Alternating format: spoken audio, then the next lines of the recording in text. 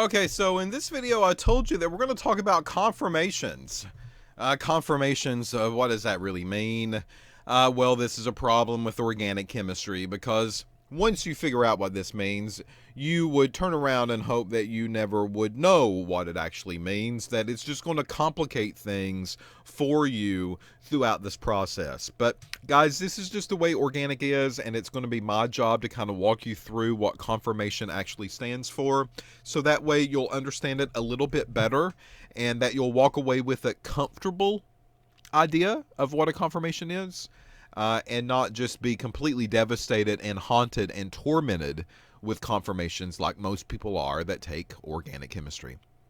All right, so what I want to say to start this discussion is that a carbon-to-carbon single bond can exist, and we've seen these, and actually carbon-to-hydrogen bonds that are also single can exist. So the issue here is that we need to focus in on these single bonds, and they're not really sticks. I keep saying that. They're not sticks, they're not sticks, they're not sticks. They can't be just broken, even though we say that sometimes. They're not physical sticks that are held together, all right?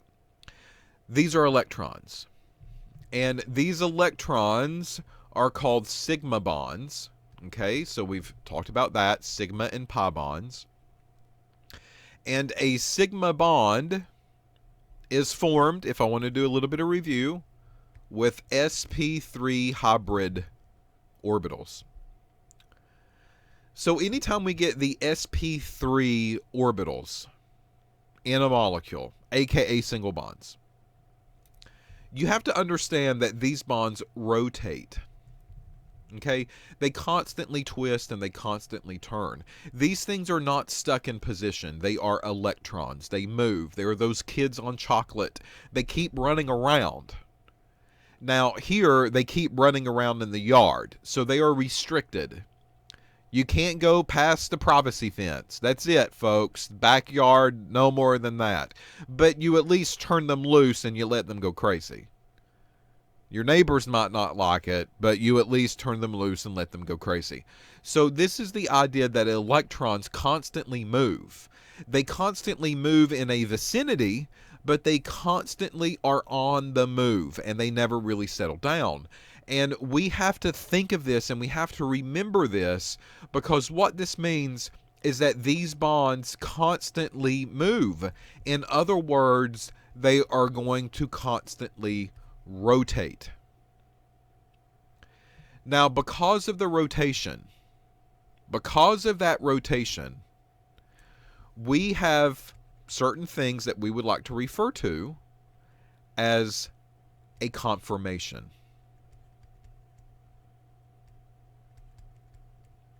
And all that means is just a different position.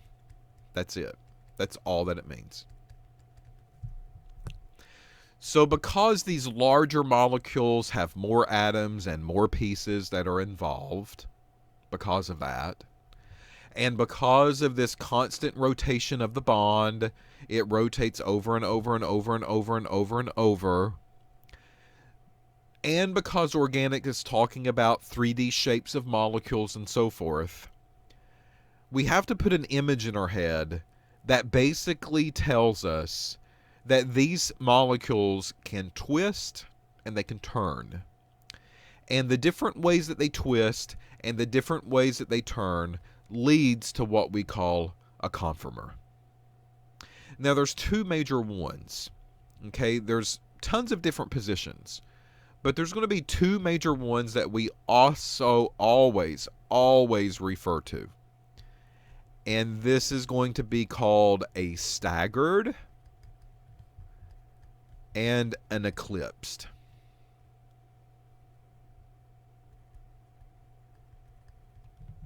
Staggered and eclipsed. For those of you that cannot read my reading, because sometimes I can't either, my writing, that's ECLIPSED. Eclipsed. My pen kind of smeared right there on the notepad. So there's got to be a proper way for us to represent this on a sheet of paper. That's another thing that we always have to do in organic chemistry. We have to go through and have representation of structures that mean something that's very obvious to a reader. So whenever I want to talk about conformers, that includes a staggered form and eclipsed form, I have to use something that we call a Newman projection. Okay, this is kind of like the Newman salad dressing. Okay, but this is Newman projections. So a Newman projection is going to serve me pretty well talking about rotation of bonds and the way that these molecules have ordered themselves up in. All right, so here's an image of what we're talking about. Here's an sp3 orbital, there's an sp3 orbital, and these things are coming together to form a sigma bond that we call a single bond. All right, well, that stick is not really there. This represents two electrons that are sharing the same space. And those two electrons are running around in the backyard, and they can turn and go wherever they want to go.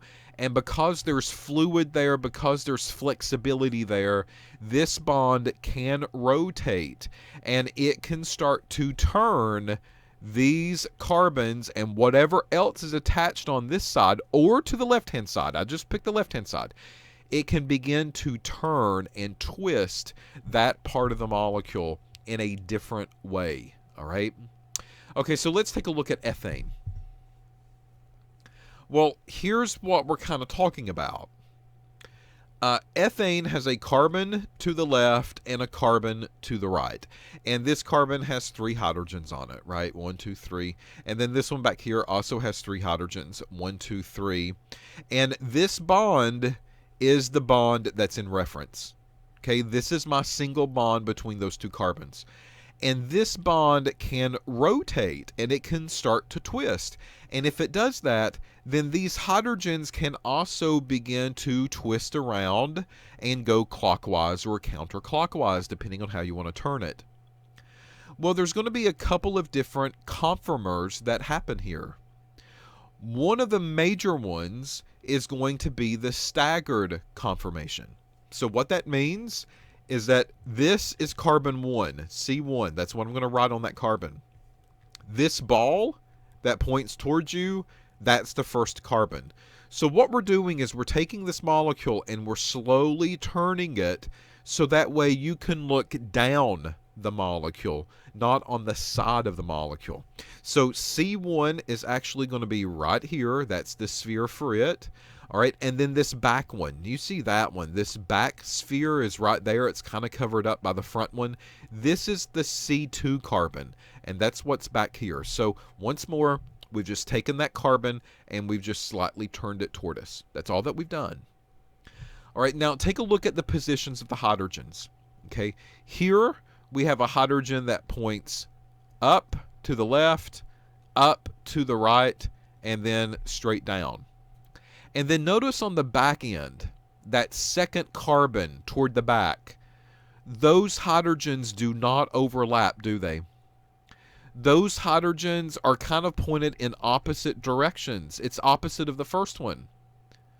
So these hydrogens are getting the furthest away from each other as possible. That's always good. Bad neighbors never get along. Neighbors that live on top of each other, they never get along. Hydrogens are the same way.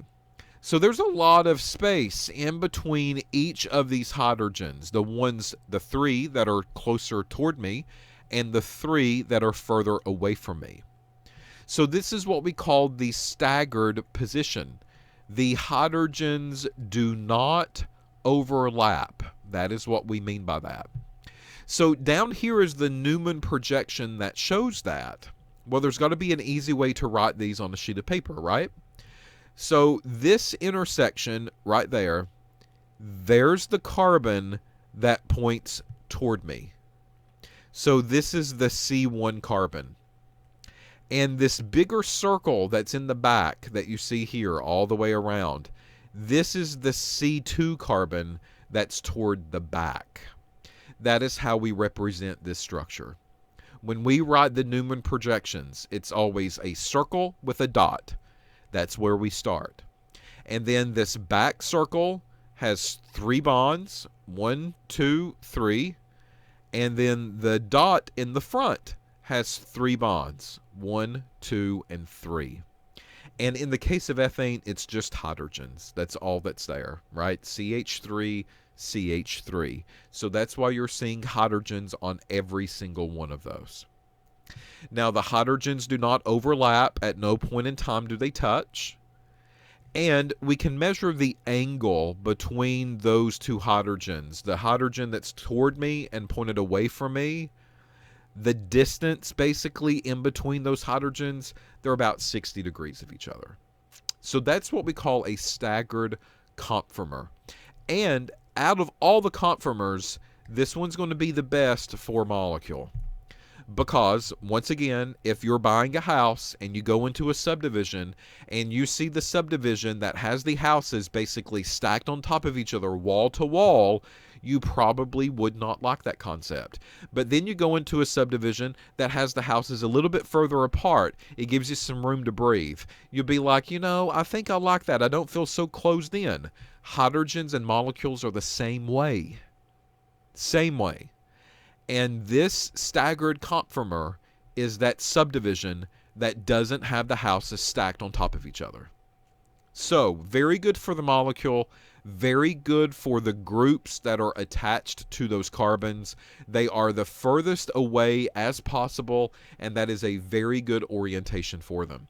Now, you compare that to something that looks like this. Because remember, I told you that this bond can twist and rotate and turn, and that means that maybe this left-handed or right-handed carbon, it can also twist and turn either right-handed or left-handed. Well, if that's what goes on, there is a moment in time that the molecule could look like this one. So here's C1 and there's C2 again, and here are all of the 3 hydrogens that's on the left one and the 3 hydrogens that's on the right one. Well, if we take that molecule and we just turn it around a little bit so we can look down the molecule, this is C1 and back here is C2. And notice how these hydrogens are now conformed. These hydrogens are stacking right on top of each other. This is that subdivision that I told you about that you probably would not like. The hydrogens are basically stacked on top of the neighbor, and there's very little room between them, and those hydrogens, they do not like this orientation. We call this orientation the eclipsed one. Think of a solar eclipse, the sun and the moon overlap, right? The same thing happens here. The 2 hydrogens, they overlap each other's space. Well, there's got to be a way that we can draw this on a sheet of paper a little bit better. It's still the same concept. I have a dot here with 3 bonds that come from it, and then here toward the back, there's a circle with 3 bonds that come from it as well. I can't necessarily draw the 2 hydrogens directly on top of each other. So what I have to do is that I have to show you that the hydrogens are operating inside of each other's space, and I have to show them separate just a little bit, even though they really truly are overlapping. But this lets you know that I have a depiction of the 3 hydrogens on the front and the 3 hydrogens on the back. In other words, you cannot do this number and leave it like that. That doesn't mean anything. Because what about this carbon here that points towards you, or the carbon that points away from you? What's on that carbon? You have to represent that. So if you just drew another line that goes straight up like that, that doesn't make any sense either. Because there's only 1 hydrogen that's depicted. So you have to offset this a little bit, and you have to draw a second hydrogen, and that's the reason that we do it that way, because we confirm to you that 6 things are represented, 3 on the carbon that points towards you, and 3 on the carbon that points away from you. So all 6 are represented in the picture. All right, so that is the way that we draw a Newman projection of an eclipsed molecule, and this one is, of course, the least stable. Molecules hate this conform. They hate it. They don't want anything to do with it. Again, they're bad neighbors that are too close to each other. So out of the 2, staggered is going to be more stable than the eclipsed. And now you know how we represent those on a sheet of paper and what they mean. So that's through a Newman projection with a dot and a circle. And that's what those diagrams and pictures will represent here in the next coming slides. All right. Now, when we talk about staggered and eclipsed, there's other terms that we like to throw into the argument at the same time. And the first one is going to be called something that we relate as a torsional strain. All right, so what's torsional strain? Okay, well, here's the definition of torsional strain. It is the repulsion, if you're repulsed by something. So they hate each other. They move away. Repulsion felt by the bonding electrons. Bonding electrons are basically things like single bonds, double bonds. That's what we're referring to, all right? Of one group or substituent, if you want to be a little bit more proper, as they pass each other. Okay, so we've got two groups here. They both have bonding electrons. That could be a hydrogen onto a carbon, right? And then on the back end of a carbon, another hydrogen. And here we have electrons, and here we have electrons. Those are the bonding electrons.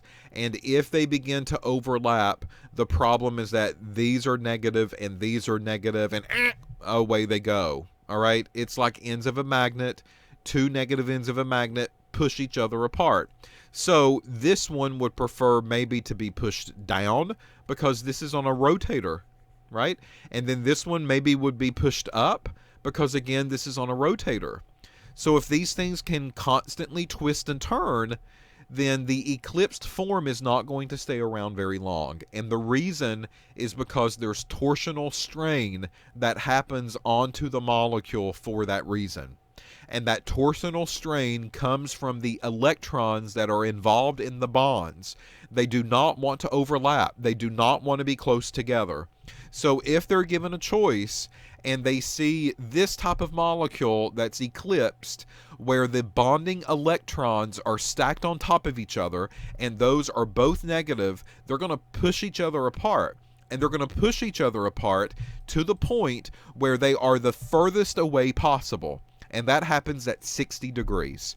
And at 60 degrees, those hydrogens and the electrons that are involved in the bond to hold the hydrogen there are the furthest apart, and we call that the staggered conformer. And because of that, staggered is the most stable out of the choices, and eclipsed is the least stable.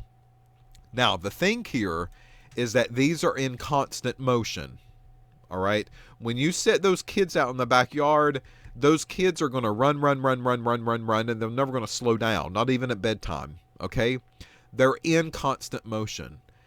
And these molecules will actually convert from staggered to eclipsed about 1 million times for every second.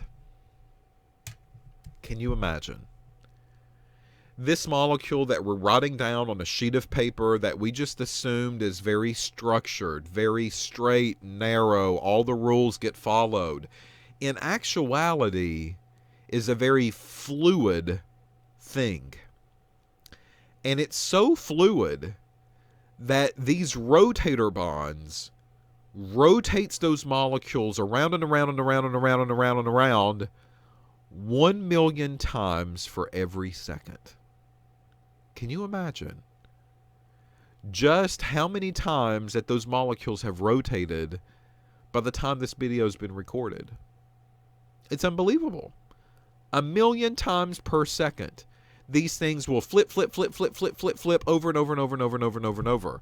And they will go back and forth between the staggered form that you see to the left and the eclipsed form that you see on the right. 1 million times per second. they do this kind of thing. Out of the two, they much more prefer the staggered than the eclipsed. So when they go to the eclipse, they're turning around going back the other way. When they get to staggered, they really like that position, but it's nothing concrete that they have to stay in because those bonds, again, freely rotate. So it's almost like they hang out here for a while, then they begin to turn, and they get to a point where they get to a eclipsed form, and then quickly they go back to where they came from. Once again, 1 million times. Back and forth, back and forth, back and forth. Here's an energy diagram between a staggered and eclipsed form. Just to kind of show you the difference, it's a sinusoidal wave that kind of goes on here. And here to the left, up at the very top left-hand corner, we see an eclipsed version. And then it rotates down to staggered, then it goes back up to eclipsed, and then staggered, then eclipsed, and then staggered, and then eclipsed. And this process happens over and over and over and over. They constantly monitor the difference, right?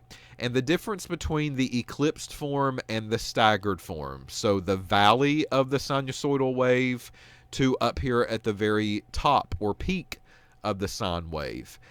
This height is what we would call potential energy. All right. So if this staggered form gets pushed to an eclipsed, this thing now has potential energy that, if released, pew, will go right back down to staggered. All right. And then if it's forced to eclipsed again, it's built up potential energy. We let it loose, and then pew, it goes right back down to staggered again. All right, so that 2.9 kilocalorie per mole or 12 kilojoule per mole. This is a number that I'm never going to ask, but it is a number that does represent something, and that is the difference between a staggered and eclipsed form of a molecule if it's only hydrogens here. Okay, if there's other groups on this molecule, then things begin to change up a little bit. But we're only focused on just simple little molecules right now that only have hydrogen at this moment. All right, so there's the difference between staggered and eclipsed. So this is just the beginning of a longer discussion that we need to have. So in the next video, we'll go back. We'll come back to conformers. We'll talk about staggered and eclipsed again. But what if we get something outside of a 2-carbon system? That's all that this was, right? This was a CH3 connected to a CH3. So what if we do a CH3, CH2, CH3? Then how does this whole thing play into factor, right? Can we still get staggered? Can we get eclipsed? And if so, what does that actually look like? Because now there's more than just 2 carbons. There's actually a total of 3.